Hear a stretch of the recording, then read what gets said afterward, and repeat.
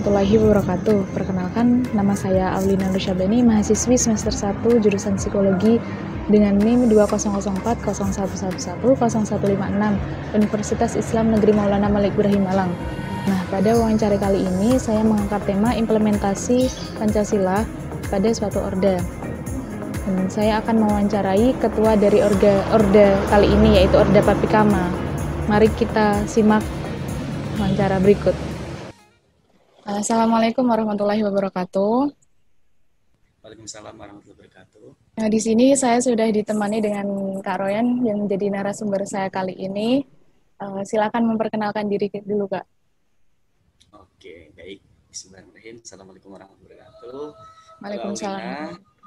Semoga kabar yang baik. Sebelum perkenalkan, nama saya Kak Yin Royan Aruba, bisa dipanggil Royan, dari Prodi Ilmu Politik Universitas Brawijaya, angkatan 2018. Oke, udah cukup. Nah, Kak Royan ini kan menjabat sebagai Ketua Papikama ya, Kak? Iya, saya menjabat di tahun 2019 sama 2020. Nah, apa sih Papikama itu sendiri dan bagaimana awal terbentuknya sebuah organisasi daerah tersebut? Baik. Apa sih Papikama?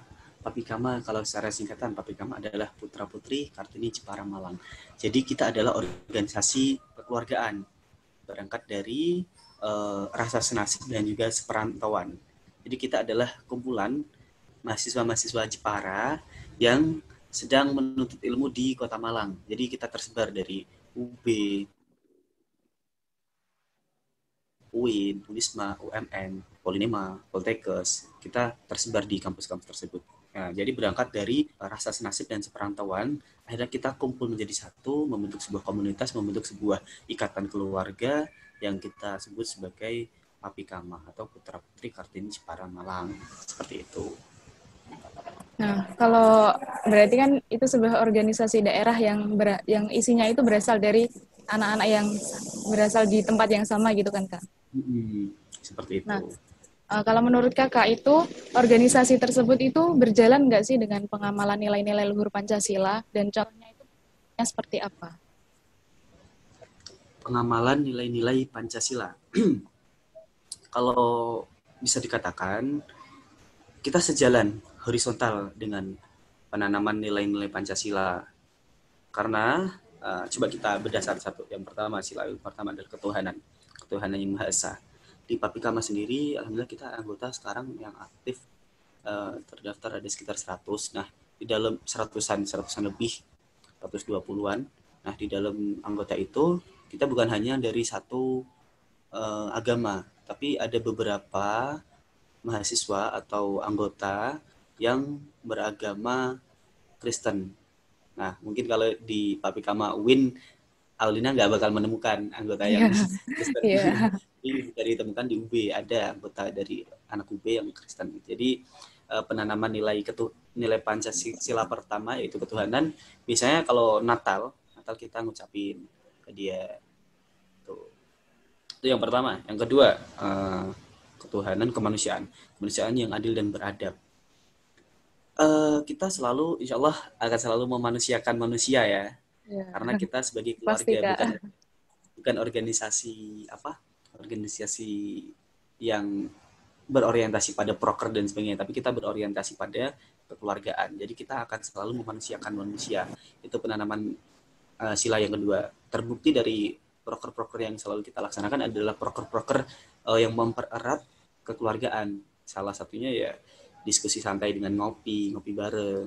Lalu misalkan ada event kampung budaya itu, ya kita tidak akan pernah memaksakan anggota untuk dapat ikut, karena kita juga menyadari betul tiap anggota punya kesibukannya masing-masing. Nah, itu salah satu bentuk memanusiakan manusia yang saya sebut di awal tadi.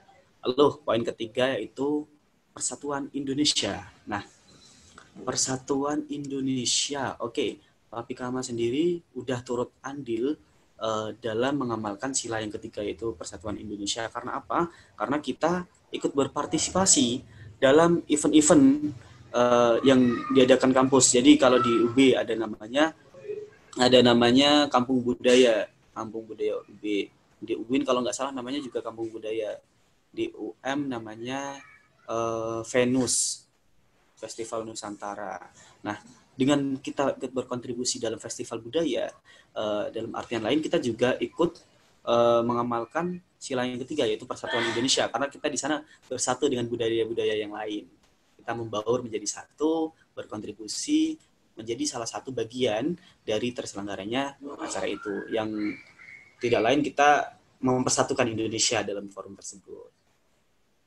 Lalu sila keberapa? Tadi udah berapa? 1, 2, 3. Sila keempat. Sila keempat apa? Kerakyatan. Kerakyatan yang dipimpin oleh hikmat kebijaksanaan dalam permusyawaratan perwakilan. Musyawarah. Intinya kan poinnya di musyawarah ya. Poin yang keempat ya, sila keempat. Intinya ada di musyawarah. Untuk musyawarah sendiri, karena kita organisasi yang berlandaskan kepada kekeluargaan, otomatis apapun yang akan kita ambil, kita selalu musyawarahkan terlebih dahulu. Organisasi ini adalah organisasi yang udah bisa dibilang organisasi yang tua, organisasi yang sudah lumayan memiliki pengalaman, lumayan memiliki alumni. Nah, musyawarah di sini bukan hanya kita ambil sebagai langkah musyawarah bersama satu angkatan, tapi seringkali kita juga tetap meminta wejangan-wejangan dari para alumni, meminta nasihat dari alumni, musyawarah dari alumni, musyawarah dengan pihak alumni. Itu juga penting dan selalu kita laksanakan. Itu bentuk implementasi buat poin keempat, kerakyatan yang dipimpin oleh hikmat kebijaksanaan dalam permusyawaratan perwakilan. Musyawarah ini ya tadi. Itu. Lalu poin yang kelima. Ayo, apa yang kelima? Keadilan sosial bagi seluruh rakyat Indonesia, Kak. Indonesia. Ini saya nanya padahal saya lupa. Nggak apa-apa, Kak. Oke, yang kelima, keadilan sosial bagi seluruh rakyat Indonesia. Ini masih menurut saya untuk keadilan itu masih dan akan selalu kita usahakan. Karena kenapa? Karena keadilan itu normatif dan juga relatif. Ukuran keadilan itu apa sih? Mungkin ukuran keadilan menurut Aulina beda sama ukuran keadilan menurut saya, menurut Ryan. Ya, menurut saya untuk ukuran keadilan itu belum terlalu terlaksana karena kita nggak tahu apa yang mau diadilkan. Gitu yang terjadi di dalam organisasi ini. Tapi menurut saya akan dan akan selalu diusahakan untuk bisa melaksanakan keadilan sosial bagi seluruh rakyat Indonesia. Tapi kalau ditelisik lebih dalam dari kata keluarga, kita berlandaskan kekeluargaan. Keluarga itu otomatis harus bisa adil. Sebagai bapak harus bisa adil kepada istri dan juga anak. Ya bisa dong hanya menyayangi anaknya doang, istrinya dilupakan. Kita juga anak dari istri.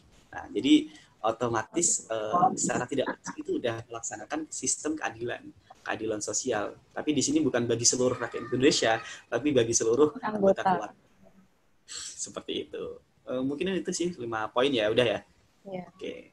Lalu untuk pertanyaan selanjutnya itu kan di organisasi kan pasti ada beberapa kegiatan yang diacarakan ya, Kak.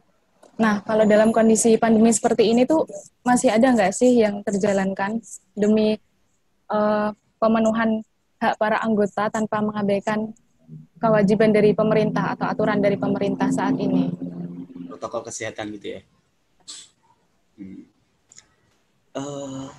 Bagaimanapun keadaannya, roda organisasi harus tetap berjalan. Jadi di sini bukan hanya di Papkama, tapi di seluruh organisasi saya yakin kita dipaksa untuk dapat memutar otak, dapat memeras otak bagaimana agar roda organisasi tetap berjalan. Kalau di Papkama, proker berhenti setelah adanya pandemi. Semua yang telah kita canangkan di awal tahun kepengurusan berhenti seketika. Kita memutar otak bagaimana agar organisasi ini tetap berjalan, agar organisasi ini tidak mati. Karena tidak mudah untuk menghidupkan organisasi ini. Dulu organisasi ini udah didirikan di tahun 80-an. Ini nyambung yang pertanyaan pertama tadi ya, belum saya jawab ya. Didirikan di tahun 80-an, lalu berjalan sampai tahun 2000-an. 2005 kita vakum, karena nggak ada kepengurusan. Baru hidup lagi, mati suri, hidup lagi di tahun 2010. Dari tahun 2010 sampai sekarang, 10 tahun. Saya nggak mau gara-gara pandemi, organisasi ini jadi mati suri lagi di tahun saya.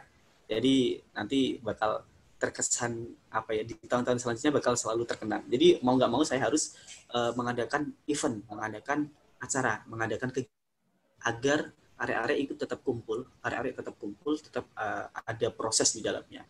Salah satunya saya kemarin membuat rangkaian webinar. Mungkin kalau Aulina kemarin ikut, ada sekitar 12 kali webinar yang diisi oleh alumni-alumni yang alhamdulillah sekarang udah kompeten di bidangnya masing-masing. Ada yang jadi pengusaha, ada yang pemilik warung kopi di Jepara, ada yang jadi petinggi di bank Jateng dan sebagainya. Itu kami datangkan, kita buat webinar supaya organisasi ini tetap berjalan. Nah, untuk yang protokol kesehatan, kita juga telah melaksanakan kegiatan offline. Kegiatan offline salah satunya kemarin first gathering penyambutan mahasiswa baru 2020. Kalau Aulina ikut kayaknya ya. Ikut Kak. Betul, tapi dengan catatan tidak melupakan tadi protokol kesehatan dari pemerintah. Karena kita tahu Jepara juga waktu itu zona merah, jadi kita adakan juga, kita sudah mengurus surat dan sebagainya. Tuh, untuk agenda ngopi santai itu kita kita cukupkan dulu, kita stop dulu karena substansinya kurang penting. Kalau dulu waktu masih di Malang, ngopi-ngopi seperti itu penting karena kita jauh dari keluarga. Sekarang udah pada di Jepara semuanya, ngopi-ngopi kayak gitu menurut saya perlu dikurangi karena udah sama keluarga, mending family time dulu lah sama keluarga mumpung ada waktu lumayan banyak sama keluarga. Iya. Gitu. Jadi organisasi, kegiatan organisasi harus tetap berjalan meskipun ada tantangan seperti pandemi seperti ini gitu ya Kak? Iya, benar sekali. Lalu untuk yang terakhir, pesan dari Kak Royan untuk anak-anak muda zaman sekarang, bukan hanya anak Papi Kama, tapi juga seluruh kalangan anak muda untuk tetap berpegang teguh dengan Pancasila sebagai ideologi bangsa. Seluruh anak muda ini agak berat karena aku juga masih butuh bimbingan, butuh itu butuh wejangan. Tapi aku berpesan deh, mungkin buat maba-maba aja sih seperti Aulina, buat mahasiswa-mahasiswa baru yang baru menapaki langkah di dunia kampus. Nah, ini belum di Malang, Aulina masih di Jepara, belum merasakan prosesnya di Malang seperti apa. Nah, pesan buat anak-anak muda, khususnya mahasiswa baru, kehidupan kampus itu menurut saya keras. Kehidupan kampus itu keras, jadi mawas diri itu sangat penting karena ideologi yang berkembang di dunia perkuliahan itu sangat beraneka ragam, sangat berwarna. Seperti halnya khilafah ataupun ekstremis, gerakan-gerakan ekstremis itu juga bisa kita temukan di dunia kampus. Dan kita bisa melihat masa depan kita dari dunia kampus. Perkumpulan kita dengan siapa, itu bisa terlihat masa depanmu seperti apa. Jadi mawas diri itu penting, tetap berpegang teguh pada nilai-nilai Pancasila, jangan sampai tergoyahkan dengan iming-iming kefanaan ideologi yang amburadul, ideologi yang menyesatkan. Itu perlu kita waspadai. Seperti itu yang pertama. Yang kedua, tetap jaga semangat kita sebagai anak muda harus bisa menebarkan kebermanfaatan.